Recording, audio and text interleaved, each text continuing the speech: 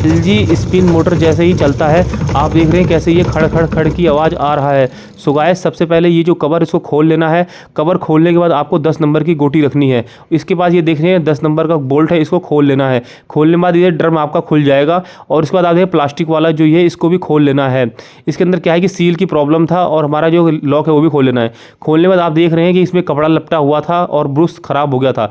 ये आप देख रहे हैं हमने नया सील लेके आ गए, इसको चूड़ी वाला सील बोलते हैं। और जैसे ही ये हमारा खुल जाएगा, खुलने के बाद इस पर हल्का सा ग्रीस वगैरह लगा देंगे ड्रम में और यहाँ पे हल्का सा बोंद वगैरह लगा देंगे, जिससे क्या है कि ये मजबूती बनी रहे, लीक ना करे, मोटर तक पानी ना जाए। उसके बाद इस प्रकार से हम इसको लगा देंगे। लगाने के बाद आप देख रहे हैं नीचे आ चुका है और नीचे ये चूड़ी उल्टी दिशा में चलता है, इसको टाइट कर लेंगे।